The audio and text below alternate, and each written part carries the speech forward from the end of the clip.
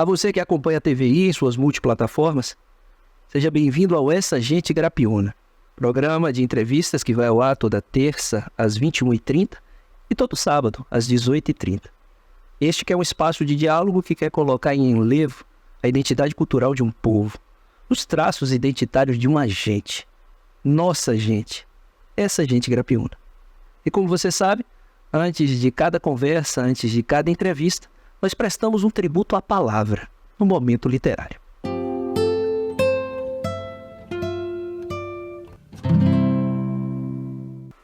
A caminho do outeiro de São Sebastião, lugar pioneiro da cidade de Ilhéus, às vezes passo pela rua Algemado. Na Casa dos Artistas, vejo novos quadros. No Largo do Teatro, enxadristas e capoeiristas comungam o espaço com os fiéis que saem da catedral. Um sorvete de cacau no ponto chique não é nada mal. O acarajé da Baía da Cheira. No tabuleiro também tem abará e cocada até de maracujá. Algodões doces de todas as cores parecem flutuar entre o mar e o bar Vesúvio, onde uma atriz, fingindo ser Gabriela, joga da janela beijos para o pirilampo. Na praça de táxi, ouve-se um reggae em louvor a Jah. No bar, o hip hop do quadro toca. Um poeta oferece versos. Em São Jorge dos Ilhéus, na Praia do Cristo, o lixo e o luxo do cacau flutuam conforme a maré. No bangalô do Conde Badaró, o cão feroz vigia impassível possíveis incendiários. Um cheiro de mato queimado sob o outeiro de São Sebastião. Enquanto isso, sereias e felinas exibem seus rabos entre o rio e o mar. Encantam incautos navegantes. E um poeta oferece versos.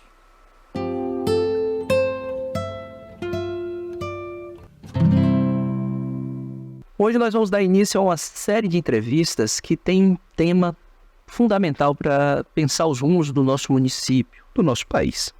Uma série de conversas sobre juventude e política. E o meu primeiro entrevistado é um jovem potente e que tem um portfólio de ações diversificado. Ele vem de uma linhagem com tradição na nossa política e já tem mais de 11 anos de ações sociais. Recentemente foi selecionado pelo Renova BR, né? O maior programa de formação política que o nosso país tem apresentado. Ele vai falar sobre tudo isso. Eu, sem mais delongas, quero agradecer a presença e trazer para a tela para vocês João Abílio. João, quero agradecer a sua presença. Quero reconhecer a potência da sua ação na nossa cidade, nesse portfólio que eu disse diversificado, que é desde a ação como devoto fiel de Nossa Senhora de Fátima, como membro do Movimento Escalada, e também com ações sociais, comunicador, através da radiodifusora, advogado que você é. Então, toda essa dimensão reverbera no seu fazer político, nessa nobre dimensão da atividade. E eu acho que essa série de conversas sobre juventude política eu tenho escolhido com cuidado as pessoas para que virão, justamente para mostrar a nobreza da arte da política. Diante de um cenário em que há uma crise tão grande de confiança e de representatividade, justamente porque as pessoas não veem aqueles que postulam os cargos coerentes entre discurso e prática, Então eu tenho muito cuidado em trazer para cá pessoas que tenham uma trajetória, mesmo jovens ainda, que dialoguem com essa dimensão da coerência e com o respeito à comunidade. Então, você foi convidado, aceitou o nosso convite, eu fico muito feliz por isso e queria dar as boas-vindas e deixar você à vontade também para dizer aos nossos telespectadores as suas boas-vindas. Muito obrigado, Rafa. É um prestígio muito grande para mim poder estar aqui representando essa ala jovem, da nossa cidade. Como você mesmo falou, já veio de uma família política, onde minha avó já foi diversas vezes representante política, não na nossa cidade, mas também já foi assessora parlamentar durante alguns anos no mandato de Fernando, já foi presidente de partido, elaborou diversas campanhas vitoriosas no nosso município, como também já foi secretária diversas vezes de governo, de educação e afim. Então é uma alegria muito grande poder estar fazendo parte desse momento da política jovem no nosso município, tentando agregar de alguma forma, me doando diariamente para que a gente consiga fazer um novo vínculo, né, com a juventude municipal e que a gente consiga agregar futuramente. É o que eu digo sempre nos meus bate-papos, né? Eu acho que hoje o João Abelho de hoje, ele está se doando para as pessoas do futuro, os meus filhos, os meus netos, porque infelizmente se o jovem de hoje em dia não se dedicar à política, a nossa política será danificada de alguma forma, que no futuro ficará muito mais difícil de poder suprir toda a necessidade dessas demandas que nosso município tanto precisa. Perfeitamente. Então, o João é neto de Maria Alice, figura icônica, né? Mulher forte, determinada e que não esconde de ninguém o seu amor por essa terra, por nossa gente Grapiúna. E então, eu queria lhe perguntar justamente isso, João. Como foi crescer nesse contexto de política efervescente na mesa de casa, na sala de casa? Quais foram as maiores lições que que a criança João e que o jovem João tem aprendido com todo esse contexto que te cercou desde o seu nascimento? Essa é uma excelente pergunta, até para eu poder ter a oportunidade de compartilhar um pouco do vínculo político que eu vim, né? Lá em casa a gente almoçava, jantava, lanchava e tomava café com política. Então eu presenciei momentos muito importantes da cidade. Um momento que ficou muito marcado na minha vida foi as reuniões da pandemia, que foi na minha sala de estar. Então a gente pôde perceber todos os nichos tentando se moldar a um mal que estava ali, tentando dominar o cenário municipal e como as pessoas pensavam, né? Isso é o mais importante, é o mais interessante para conseguirem chegar nesse elo que era o bem-estar no composto de todo o município em si. Mas voltando à sua pergunta, eu sempre tive em casa uma referência de mulher e de uma política que eu não via no cenário nacional, nem no cenário municipal. Eu sempre vi o cenário político muito negativo, sabe? Quando você falava de política, tinha uma rejeição já implantada. Então eu falei, poxa, por que a política é tão mal vista assim? Se eu dentro da minha casa, eu possuo uma mulher que é referência no que faz, é exemplo do que faz, e tem 45 anos de política, de vida pública, e nunca teve um processo administrativo sobre isso. Então é algo que era excepcional na minha casa. Então eu comecei a engatear na política para tentar levar esse exemplo que eu tinha para o cenário exposto, o cenário do exterior, né? Das pessoas que estavam ao meu redor e que falavam tão mal da política. Então esse foi o meu primeiro alicercezinho para eu poder dar aquela virada de chave e falar, não, o que eu vivo, eu preciso levar às pessoas e que as pessoas possam entender que a política é a maior máquina transformadora social. Eu digo isso sempre, a política é a maior máquina transformadora social que existe nesse país, eu acho que em todo o mundo. Então, eu acho que o mais importante é a gente entender que está em nossas mãos a responsabilidade de poder eleger cada candidato que está à disposição e o nosso também dever é elaborar o melhor caminho para a gente poder fazer esse selecionamento desses candidatos para estar nos representando futuramente. Perfeito, João. Uma das suas marcas, e sua avó até comenta isso, é a coragem. Você é um rapaz que não foge do posicionamento. E esse é um dos ativos mais importantes do político, né? de quem se coloca para representar a comunidade. Então, seja pelo rádio, nos seus comentários corajosos e vou dizer assim, precisos e, de fato, identificando os problemas, apontando possíveis caminhos.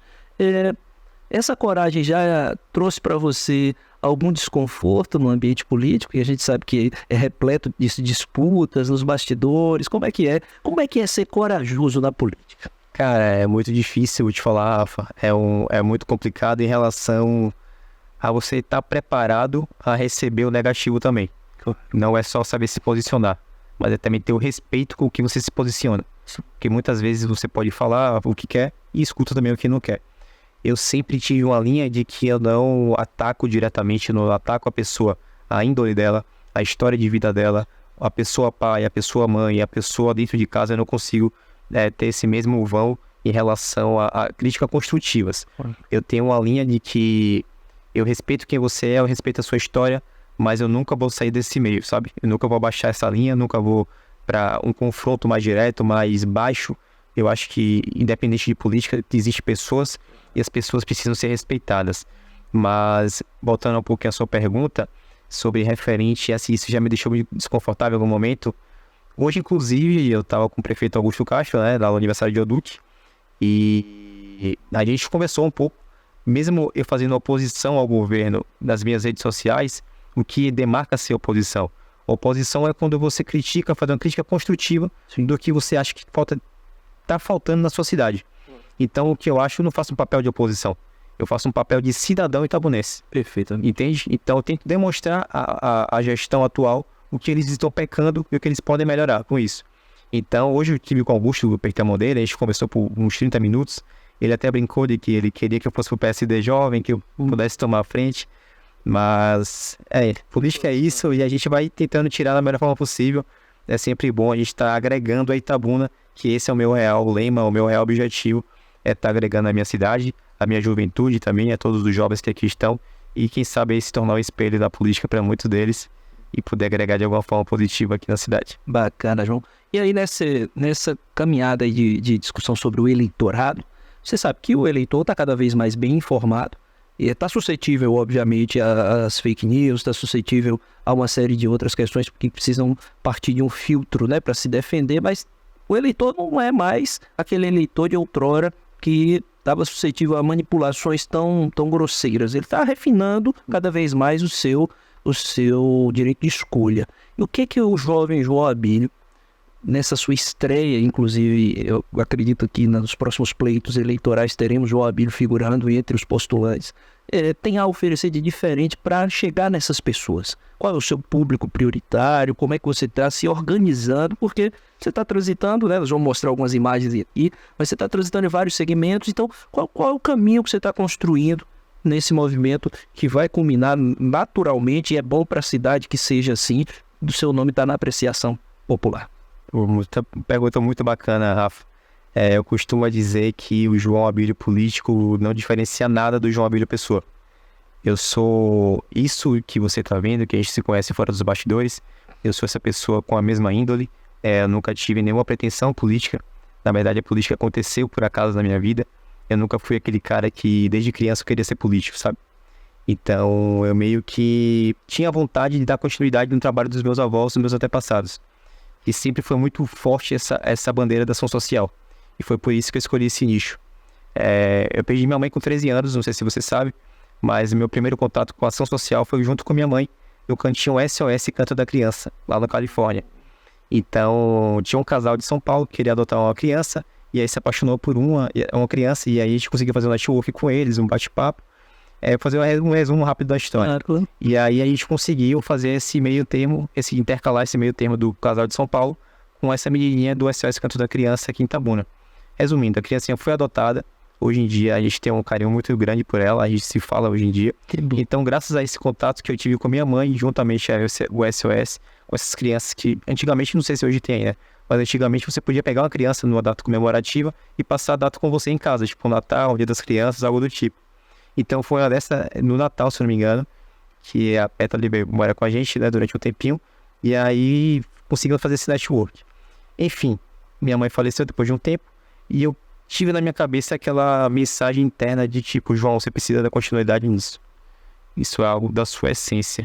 Aí depois eu fui parar pra pensar e falei, realmente, minha mãe deixou esse legado, minha avó teve um legado muito grande no social de Itabuna, todo mundo que fala de Maria Alice tá ligado às ações sociais que ela fez. E meu avô, não é porque meu avô, cara, mas o meu avô, todos os seres humanos que eu tive da minha presença, que eu passei por Itabuna e perguntei sobre a Abílio, o português, só tem coisas positivas sobre a pessoa. Então, foi algo muito natural na minha vida, isso da ação social e da política. Mas em relação ao que eu tenho de diferencial para Itabuna, o que é que eu preciso exercer para ter uma candidatura mais leve ou algo do tipo, eu digo sempre que Deus está na minha frente para abrir meus caminhos. Se for um momento de Itabuna receber a minha candidatura, colocar meu nome à disposição, ele vai me guiar para o melhor caminho e vai me guiar para a melhor candidatura possível. Agora, eu acho que o político itabunense, ele tem uma política de extração. Me perdoe os políticos vereadores ou políticos do executivo, mas eu acho que Itabuna tem um grande defeito que tudo que você faz, você espera algo em troca. Sabe? Se eu tenho, vamos supor, né? Tem não sei quem da saúde vereador, tem não sei quem do guincho vereador, tem não sei quem do futebol, do esporte. Então as pessoas têm um poder na mão e extraem isso de forma negativa para conseguir voto. Então eu acho que isso é uma forma negativa de fazer política, entende?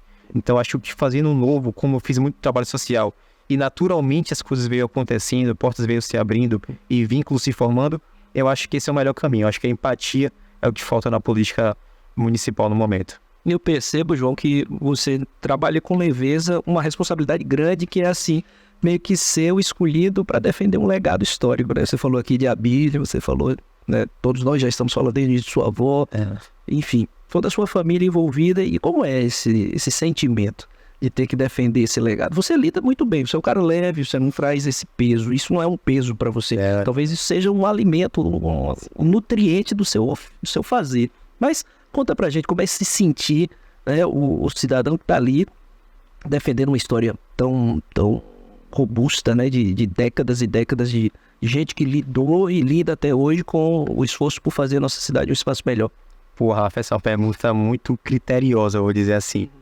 Porque você comparar Maria Alice e Abílio em uma mesma frase, em uma mesma sintonia, e você tá tentando dar continuidade nesse trabalho, esse legado, é algo que não é um peso, mas essa responsabilidade se torna um peso, porque você se cobra constantemente sobre ser melhor do que o dia anterior.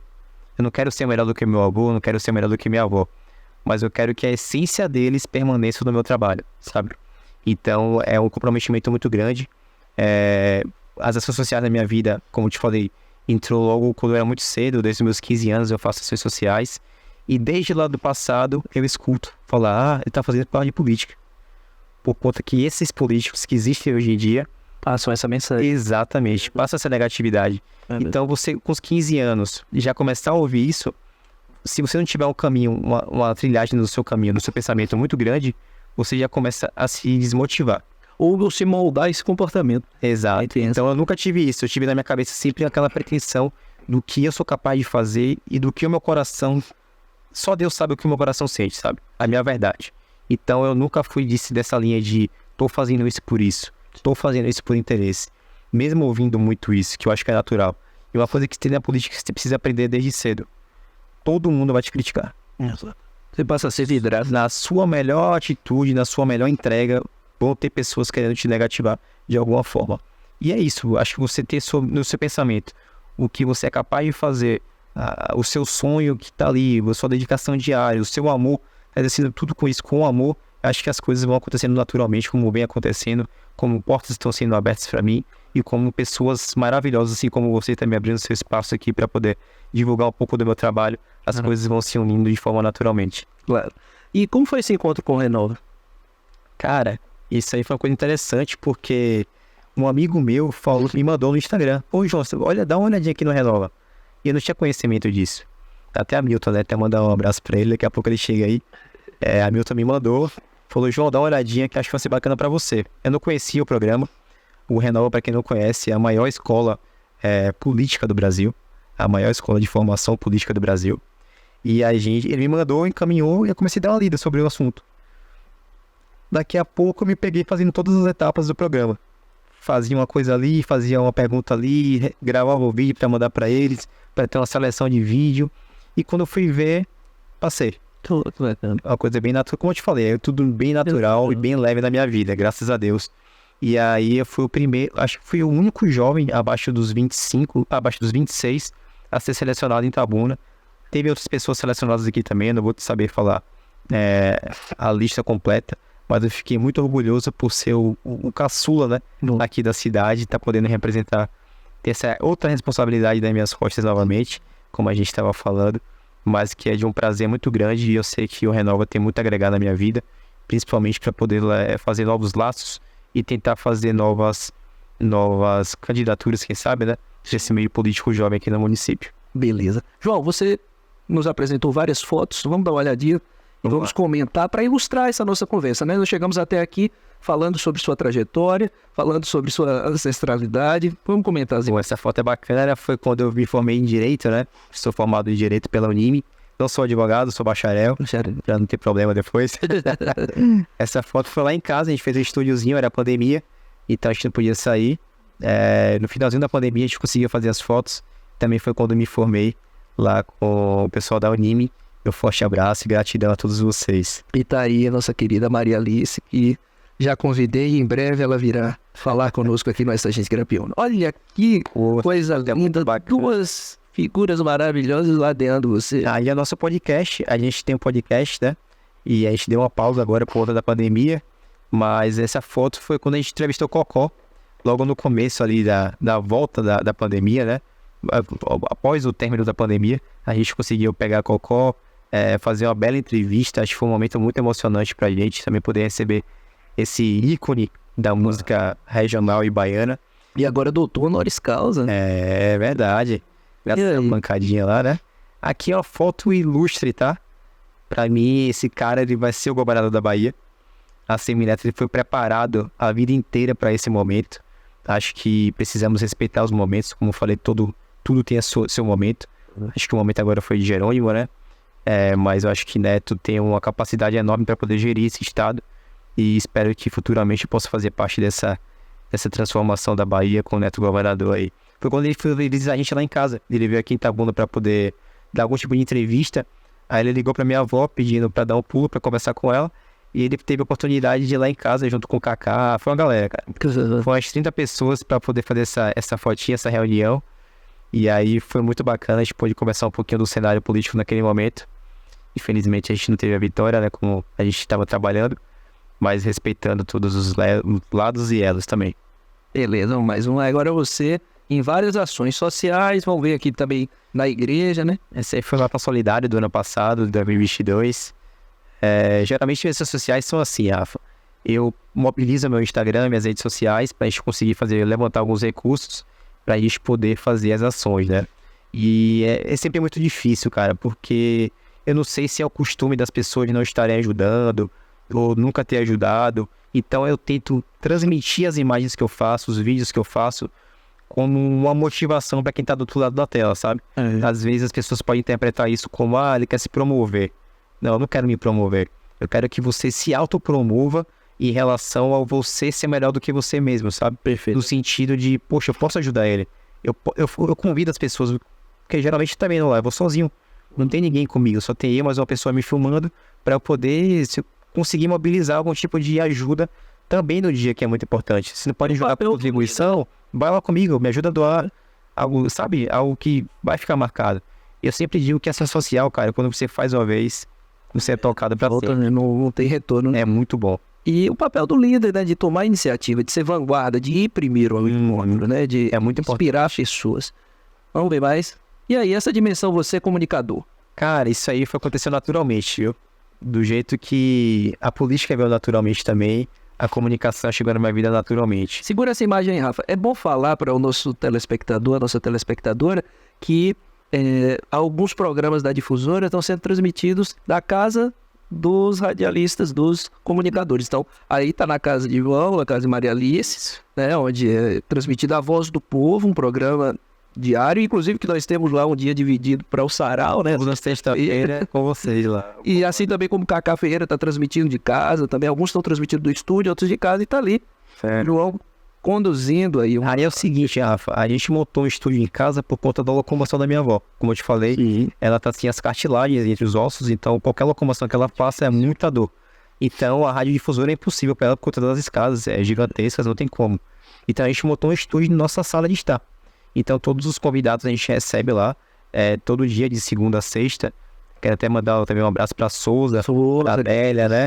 Que é nossos suportes lá da rádio. E diariamente a gente está recebendo toda a população itabunense, as pessoas que querem compartilhar o seu trabalho, as paróquias que a gente está abraçando muito, né? Ultimamente aqui da Diocese Itabunense. E está sendo um prazer. Foi naturalmente como aconteceu as coisas, porque eu sempre via minha avó fazendo a rádio. E eu falo, como é que ela faz uma coisa tão natural dessa forma? E eu sou muito observador, sabe? Então eu comecei a observar ela fazendo as coisas, a mobilizar, a organizar tudo certinho, e como ela se doava naquele programa de rádio. Então eu falei, vou começar também. Aí peguei de usado ali o microfone, comecei um dia comentando com ela, passando alguma notícia, e hoje em dia eu comando quando ela não está totalmente disposta, e também eu comando nos dias que eu tenho algum tipo de convidado lá. E tem feito muito bem. João, a juventude hoje tem se afastado das religiões. Nós temos percebido que cada vez mais ou se busca uma espiritualidade sem a religião, ou não se tem, né, muita adesão. A gente tem visto, por exemplo, os bancos das igrejas cada vez mais compostos pelas pessoas mais velhas. E a juventude buscando outras formas de preencher aí sua existência. E você vem na contracorrente. Você é um jovem de fé e um jovem de participação, né? Queria até pedir ao Rafa colocasse uma imagem aqui, que é bem marcante, de um evento recente, que você comentasse sobre essa dimensão, o jovem de fé e o que foi esse momento aí na Câmara de Vereadores. Ô, Rafa, esse momento foi muito especial, que a gente teve a oportunidade, né, de receber uma imagem peregrina da Nossa Senhora de Fátima, abençoada, que tem uma excelência papal, né, foi abençoada pelo Papa, possui também a bala, né, que almejou o Papa na tentativa de morte dele. Ampliei de novo, Rafa, pra ele. E é muito interessante essa imagem por conta que a gente pode estar demonstrando a fé que pode movimentar a nossa vida, né? Eu acho que o jovem realmente está num momento de déficit em relação à sua fé, em relação ao que te move. Eu acho que, infelizmente, o jovem só vai ter essa noção quando alguma coisa de muito ruim acontecer na vida dele, que ele não vai ter aonde se amparar, sabe? Então, e hoje em dia também tem muito preconceito em relação a você expor o que você sente, expor o seu lado, vamos dizer assim, catolicista, ou católico, evangélico. Acho que você tem um pouco de receio de expor isso e ter um pouco de medo do preconceito que pode acontecer em relação ao extremismo que a gente vive hoje em dia.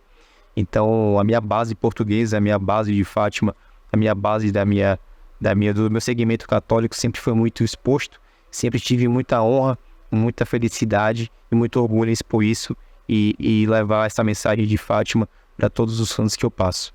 Então, eu sou um devoto de Nossa Senhora de Fátima, venho de família portuguesa, eu tenho muito orgulho disso.